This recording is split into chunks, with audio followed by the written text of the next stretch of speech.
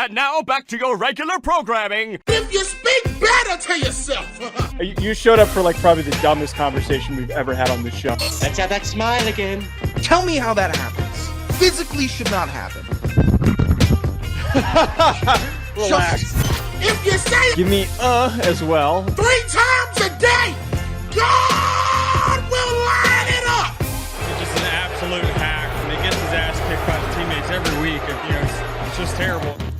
Welcome back to Hack City, and to kick off what is going to be a summer series of talking to some of the best beat reporters across the college football landscape, we have Eli Hoff, who's joining us. I went on his pod during the draft cycle, so what better way to start us off here? He is the Mizzou beat reporter for the St. Louis Post-Dispatch. You can follow him at by Eli Hoff on Twitter.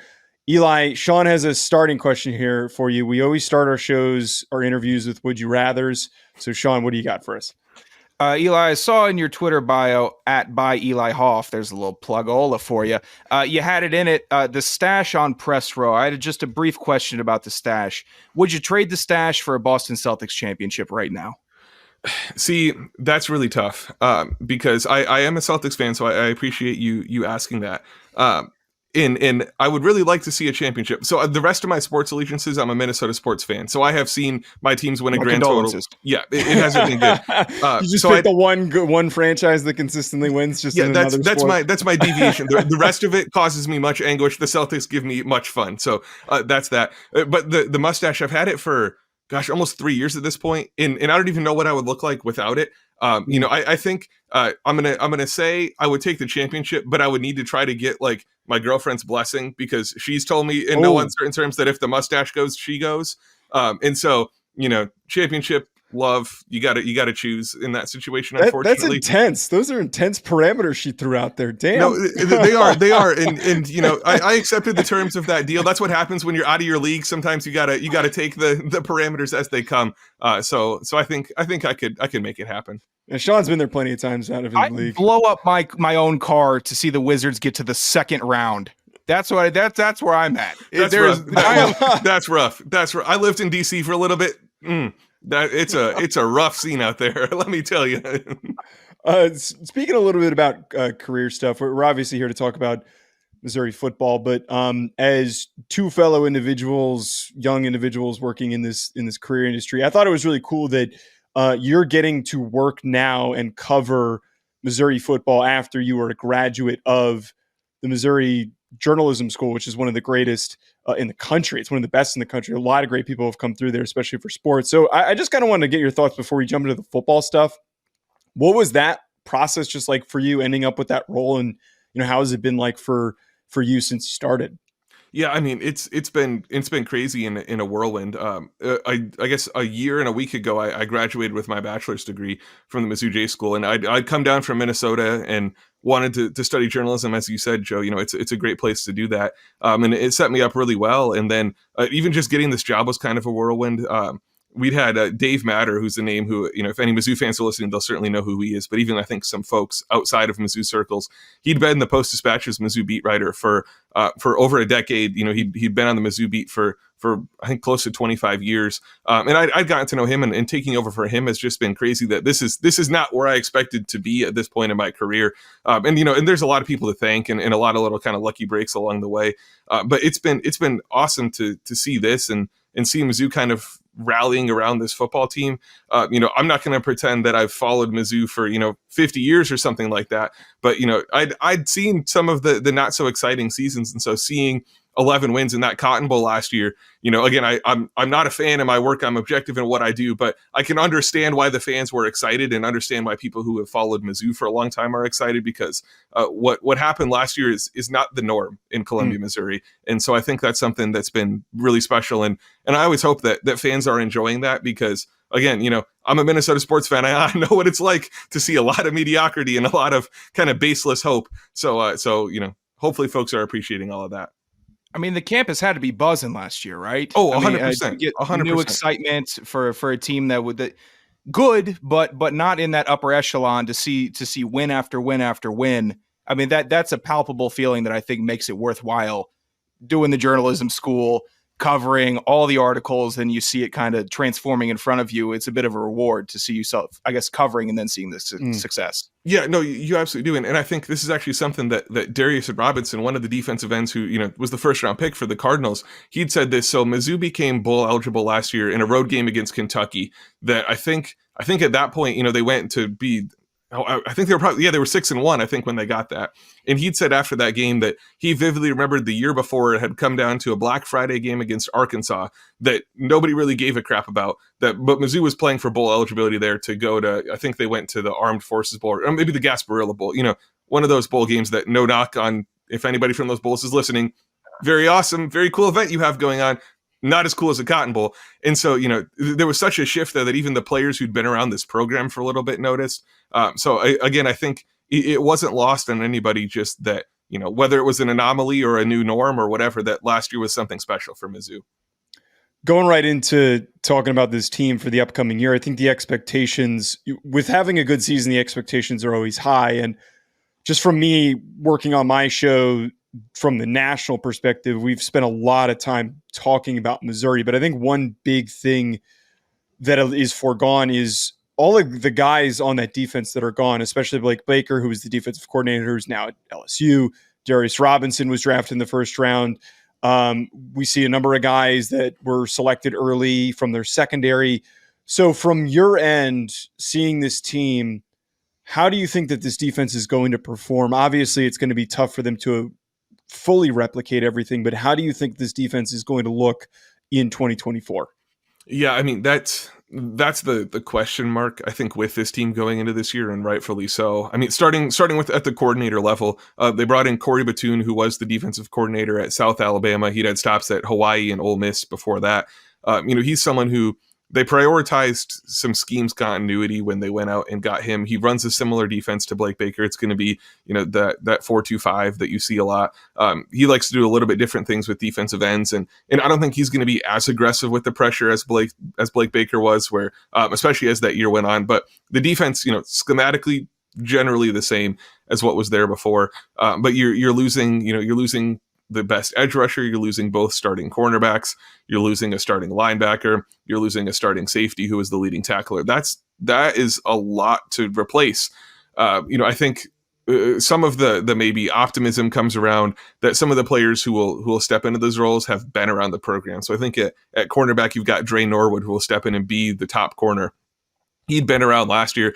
He was filling in at times for Ennis Rakestraw when Rakestraw was hurt on the back end of the year. So he has that experience already. The other corner they've brought in is Toriano Pride from Clemson, who has experience there. And so they're in a spot where it's not all in on depth guys stepping up. It's not all in on transfers coming in and working. It's kind of a mix as far as personnel goes. Again, time will tell. That seems like a fairly prudent way to go about it from where I'm sitting. It seems like they've gotten guys to be able to also create competition at a lot of these positions. But it's like I said, that's the question mark 100%. Eli, I'm going to flip it on to the other side of the ball. How difficult will it be to replace the production that Mizzou had from Cody Schrader? Which running backs do you think are up next to fill that main role, or are they going to go mostly committee 33, 33, 33 and mess around with it, get fun? Or do you think that there's someone that's just going to take over, have the main spotlight in that backfield? Yeah, I think it'll be a committee approach, probably a mostly 50-50 one with Marcus Carroll, who came in from Georgia State, and Nate Noel, who came in from App State. It's kind of a thunder and lightning. Carroll is a guy who, I would want to have no business tackling him. Nate Noel is someone who would leave me left out of my shoes and be 40 yards down the field before I turned around and saw what happened. So I think that approach can work. There are other depth guys who will compete for that. They haven't gone out and said, it's going to be these two guys, we're going to do it. And part of that is because this is something that, a lot of national folks didn't catch on to. Cody Schrader was not the starting running back to start last season. It was supposed to be a committee approach. It was supposed to be him and Nate Pete. And again, they'd kind of work it out as it goes and ride the hot hand, all of that stuff. And then Cody Schrader just ended up being the hot hand as far as running backs go. So, not to say that there's going to be another Cody Schrader situation, but Mizzou certainly is in no rush to be going and declaring starters or declaring it's just going to be this guy and he's going to get all the first and second down touches. They're gonna mix it up, see what works, and what it looks like week 4 might be very different from what it looks like right now. I love the way that you put yourself on the field trying to tackle these guys. So that was a really good way of depicting it. I got to keep it grounded in all this work that I do. It's easy for us sitting, and I know you guys have experience, so it's different for you. But for someone like me, I stopped playing in middle school, so I can sit here and say, "Oh, should have tackled him, should have done this, that," and I try to step back a little bit by thinking of I see these guys walking around with pads on a lot of the time. I see them also walking around without pads on. I think of Tyron Hopper, the linebacker. Yeah. Scariest individual I've ever seen with just in like a compression t-shirt of seeing what he looked like, that I was like, if I get hit by him, like I'm a relatively in shape dude. If I get hit by him, it's over. It's over. So you got to keep that in mind with a lot of these guys. It looks like Hoff, number 39, made a business decision on that play. Hart wasn't really in it. Didn't want to fill that box. It actually looks like he took a knee 6 yards deep in the backfield. Oh, you're giving him up early, Sean? Come on. What are we doing? Look, no, that's what happened. Let me tell you that if the second somebody's coming at me, have the ball, take it and run, please. I want nothing to do with it. Arms up. Let's just be friends. So one of the big additions this offseason, I think that sparks a lot of optimism that this last season wasn't just a flash in the pan, was the recruiting class. And Miles Nwaneri was such a big addition to get a 5-star. Our Lads has him listed as a starter. So I wanted to hear from your perspective. One, is he going to be the most impactful freshman, redshirt freshman, young guy on this team? And then just generally, do you think he's going to start and be a full-time starter this year? Yeah. So I'll take one in two parts. One, just looking at him in the defensive ends, and then him with the other freshmen. The thing with Williams Nwaneri, he obviously comes in with the 5-star being, I think most services wound up with him as the top defensive prospect, or certainly one of them. It's still a pretty crowded room there. So Johnny Walker, who was one of the starting DNs from last year, he's still in the mix. And then it kind of comes down to what Corey Batoon wants to do with the other defensive end position. He does that joker role. That's kind of that hybrid position that I think, you're seeing more and more pop up. And so it depends where that goes. Darius Smith, who transferred in from Georgia, is someone who had a really good spring camp. He's the NFL type edge rusher where he's long and lean and fast. And again, somebody who you sure as heck don't want to see on the field. And so he could fit into that position. There's Zion Young, who came in from Michigan State, Joe Moore, who's in the mix last year. So there's already kind of 4 more veteran guys at both edge positions. And then it's Nwaneri and where he comes into the mix there. So, I think he certainly will have a chance to take over a starting role. I'd be a little surprised if it happens week 1. If nothing else, even I think of a good comparison on offense last year, tight end Brett Norfleet was someone who came in with, he has the frame to be competitive in the SEC. He projects that he'll be a very good player down the road. And he wound up being the starter by the end of the season. He was almost invisible the first couple of weeks just because they wanted to give him that experience. So that's what I'd anticipate with Williams Nwaneri. I don't know if he'll end up being the most impactful freshman. The freshman who I'm actually most intrigued to see is a running back, Kawan Lacey, who's coming out of he's coming out of Texas, I think Dallas area, but I'm not 100% on that. But I've been seeing some of his track times from the spring. He ran track this season. I know it doesn't translate 100%, but the dude is fast by Texas high school track standards, which I think means something. Yeah. And so I'm excited to see what he looks like. And as we talked about, there's a lot of, the running back competition is very open. So I think, he's actually who I would say might end up being the most impactful freshman. But again, Williams Nwaneri, by far the biggest prospect this program has coming in this summer. Is there a transfer portal player that you think will have the biggest impact for Mizzou this year that you can pinpoint or at least guesstimate, you think?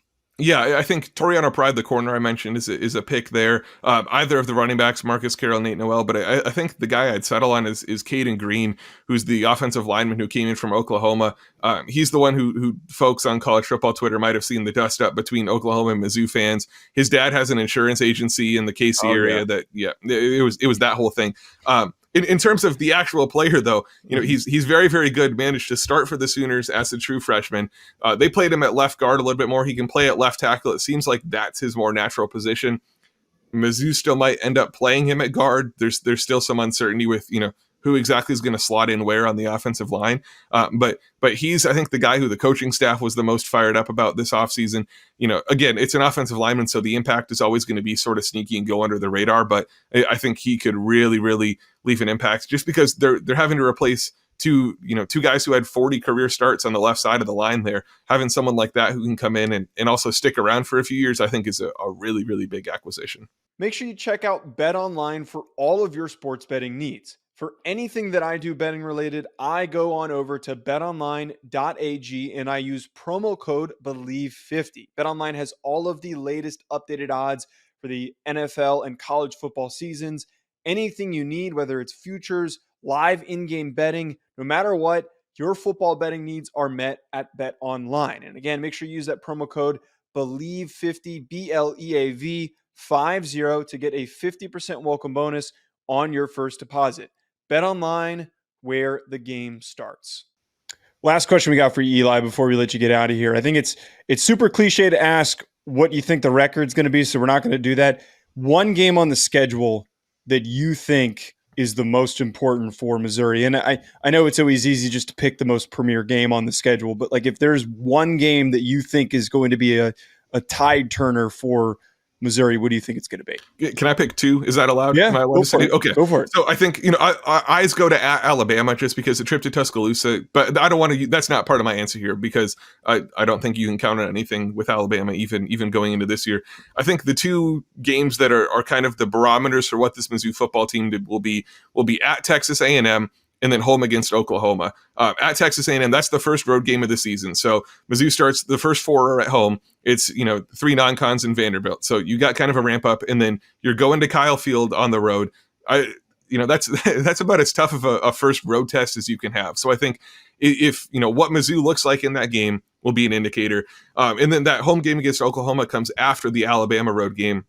That's the point where, theoretically you're already bowl eligible. That's are you pushing? Are you a college football playoff contender, or are you just a decent SEC team? So I think both those games kind of jointly will be tested in their own right. Both going to be big environments, both going to be big atmospheres, but are going to teach very different things about where this program's at. Well, that's all we got for you, Eli. Appreciate you taking the time to join us to help us get caught up on Missouri football. Anything you're working on right now, or just anything that you want to plug for the folks that are tuning in on Hack City? Yeah, well, I'm writing a piece today about, I think, the player who most people will know from Mizzou in Luther Burden. It's a feature that'll come out this weekend. We're kind of banking Awesome. a Memorial Day feature. But he's obviously the guy who I think a lot of people are tuning into this offense for. And so doing a little bit about kind of what his efforts look like as he's going into it, what'll probably be his final season, just given where he's at on a lot of these way too early mock drafts for 2025. Well, folks, make sure you go check that out. Again, Eli Hoff, the Mizzou beat reporter for the St. Louis Post-Dispatch by Eli Hoff. Eli, thank you so much, and I'm sure we're going to have you on maybe in the offseason or leading up to next season again soon. Yeah, for sure. Happy to do it, guys. Thanks for having me.